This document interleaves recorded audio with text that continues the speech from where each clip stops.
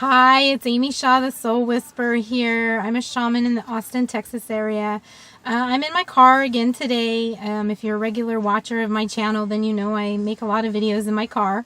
And what I wanted to talk about today, and another thing is I don't make as many videos as I used to just because I have so many irons in the fire, a lot going on, and I prefer to just do the work and not so much talk about it these days, except maybe, with my more intimate circle of peers and, people that come to me to learn, and my teachers. I'm, leaving it kind of just at a very base level right now and not doing a lot of talking or making videos on YouTube. It just takes a lot of my time. But today I did want to make a video, and the reason why is I wanted to talk specifically about an experience that I had this morning. Every morning I get up and I try to do shamanic work for myself first, my family second, and then for clients and friends and other people that ask. So shamanic work is a daily part of my practice. I start my day off with that every day, regardless of if I have actual paid sessions that day or other things going on. I try to make that every day a daily practice. Today's work actually resulted from a dream, a very, very vivid dream that I had last night, where it was what I would call a shamanic distress call from somebody who has already transitioned or passed over into the spiritual realm. And it was just a very clear sort of request for help. So that's what I focused on in this morning's work, was doing that psychopomp work for this person who has passed over. The interesting thing is this person has been passed over for some time. When you're a shaman, you tend to know a lot of people that have passed over. It's just part of the work, is being, having that mediumship and being, very much in tune with the spirit world and people that have crossed over and doing ancestral work and all that type of stuff. It's a big part of the thing. So this particular person that sent me this very clear distress signal in this dream has been passed over for a little bit of time, in the whole picture of timelessness, not really that long, but it isn't immediately recent, like in the last week or month. I have had ongoing contact with this person since the transition over. So I thought, because initially, I always offer myself to people as they're transitioning or immediately after they've transitioned, just to make sure. I thought everything was kosher, everything was cool, everything was great. So it was interesting to, this much time later, get this sort of distress signal, this call for help. I was very honored and happy to do the work. And so I really started asking the spirits after I did the work, well, how is this that this individual transitioned over and everything seemed to be fine, and now all of a sudden it's not fine? And so what they told me was that there was a split that happened between the lower self, the ego personality, and the higher self. So the higher self transitioned over and went on, and everything was kosher and great and grand, but the ego self fragmented and got stuck. The reason I'm talking about this is because I remember my shamanic teacher telling us a story about how he went into a hospital situation with somebody who was transitioning over, and how he, how difficult it was because there were so many people there who had passed or were near passing. It was like an IC unit or something like that.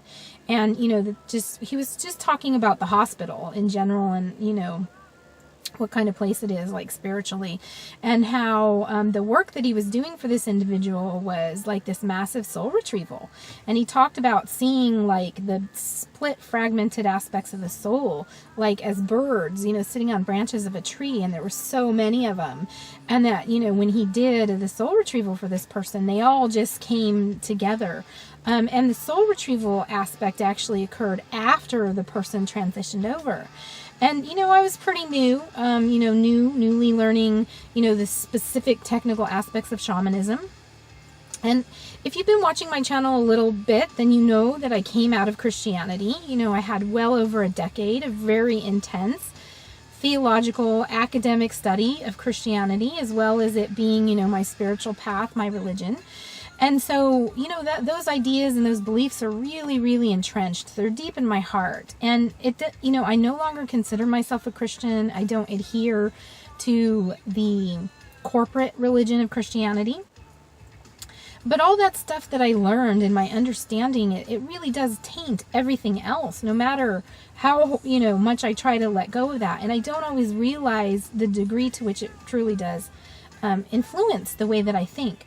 Because as my shamanic teacher was talking about this experience, I immediately felt resistance in myself. And I thought, how can that be? Because in my conception, death is like the ultimate healer.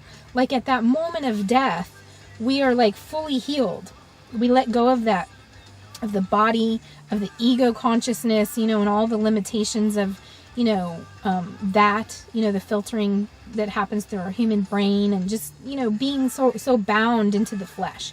We let go of all of that, and we experience this very transcendental, ultimate healing. And there's no fragmentation in it. So when he was telling me that he did this massive soul retrieval on somebody that had already transitioned, I was resistant to the idea. I could not comprehend how somebody could be transitioned, passed on, be in the spiritual realm, and still be struggling with so much soul fragmentation. It just didn't seem right to me. It seemed to me that wholeness would instantly occur the moment that person crossed over to the other side. So I sat on that for a while, and I just thought, this shamanism thing, I'm not sure if this resonates with like my understanding, and how can that be? I just didn't understand it, basically. So now fast forward 2.5, maybe 3 years. I don't know how long it's been. It's been a chunk of time, and I've been in practice pretty consistently. And hey, let me be the first one to sit here and tell you, I am still learning. I'm never going to stop learning. Every client that comes to me, I am learning from them. And I hope that never ends. I hope if I even ever achieve a level of being, quote unquote, a master shaman or whatever, highly experienced shaman in this life time, I still hope that I continue with that childlike curiosity and that learning, because I love learning, and it's what really compels me to keep doing the work, and what I love so much about my clients, that they just honor me with being my teachers. So now that this is my stance and my position on it. Although I was resistant to my teacher and not understanding fully, and, thinking theologically this might not match up with my belief system and all of that, I didn't realize to what degree the Christianity, that was that old tape, and that was my old conception, and that I would need to let go of it. Well, the thing about shamanism is, when you're in that moment, and you're in that shamanic role, and you're in that moment, you have to strip away all belief systems completely and allow yourself to just be open to the flow of spirit and what spirit's going to teach you and show you. And so that is something that is an ongoing practice for me. But if I wasn't able to do that with a degree of confidence, I'm telling you, I wouldn't be in shamanic practice at all. So it was this morning when I was able to do that. I got this distress call. I went in and did some psycho pomp for this person who has transitioned over. And when I was asking the spirits, why was this, I saw firsthand the fragmentation that had occurred.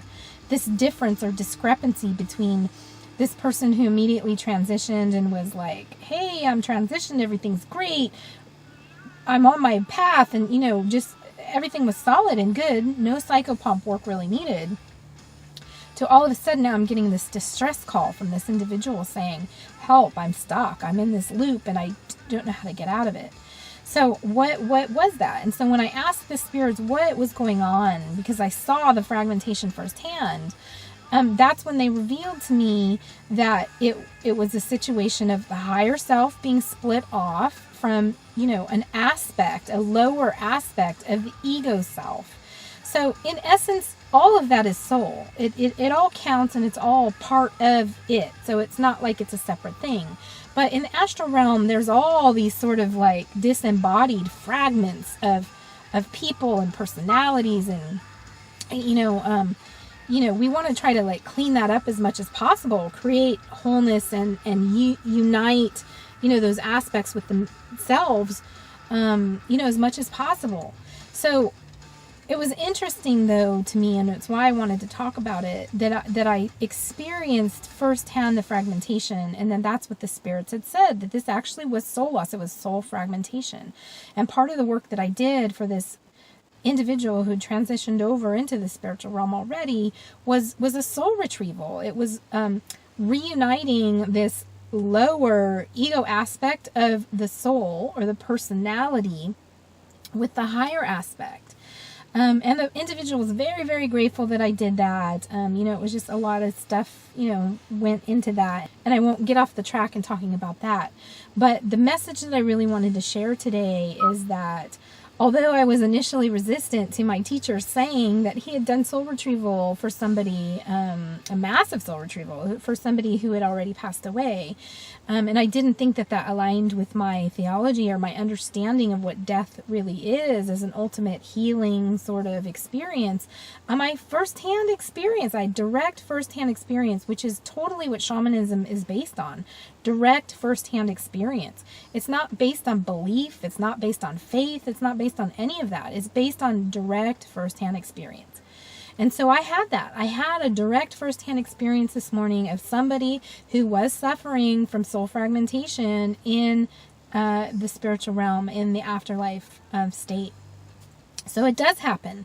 And so, it really, at that moment that the spirits had told me that, it really clicked for me, because I thought, well, why did I think that, 3 years ago, 2.5 years ago, whatever it was? Why was I thinking that was just couldn't be, and that wouldn't be compatible with my understanding or my belief system of death? Why? Why would that be? And it really aligned in a way that I understood that it was my Christianity, my Christian background, and the theology of Christianity and my understanding of it that had so deeply entrenched in my mind and my heart that I didn't even realize how much I was really holding on to that belief system. And so I let go of that today, which is a wonderful thing about shamanism, is it doesn't really allow you to have beliefs. It forces you, it challenges you to, let go of any preconceived ideas that you have, because, you're continually learning, and it is through that direct experience. There's not really any denying it. There's not any questioning it per se. Not saying that, you don't have discernment, or that you don't have to, do some intellectual processing of the experience, because you do. You can't just take everything at absolute face value. There is certain decoding that has to happen, and there is, certain cautions that you have to take against things being just projections versus real legitimate experiences in the spiritual realm, things like that. So there is these fine-tuning, this discernment, this thing that has to happen. That is a very cognitive, intellectual process. But that is not disconnected from the heart knowing, of just knowing when you know. And, when I had that experience this morning, I just knew when I knew that this was a direct experience and this was a legitimate thing. I mean, it came to me in the middle of the night in a dream. So there was no denying it. It wasn't like I just thought it up in my head in my waking, beta brainwave pattern. I just thought it up, and this person needs a shamanic, help. It didn't happen like that. It was very, very clear and obvious through my dream time that this person was contacting me. And so immediately I knew upon waking up that I needed to, do some shamanic work. And so there's no denying it, So anyway, I wanted to talk about that number one, soul fragmentation obviously does and can occur even in the post, life or transitioned state of being. When someone's passed over and they're in the spiritual realm, they can still struggle and suffer from soul loss and fragmentation. And so that is a legitimate thing to do soul retrieval, remembering, and integration for people in that spiritual state of being. And two, that, you know, here we are, shamanism is direct experience, and it really does challenge you to let go of your preconceived ideas and belief systems, and to just lean in and allow the spirit and the experience to be the teacher. So I hope what I'm sharing encourages you on your shamanic path, if you're on the shamanic path. If you have questions, or maybe you have a loved one you're concerned about, they've transitioned over into the spiritual realm, and you're wondering or concerned about soul fragmentation, you'd like some psychopomp work done for that individual, just reach out to me. I'm here. I'm not too hard to get a hold of, and I'm pretty good about getting back with you. So I hope that you have a very blessed day, and thanks for watching.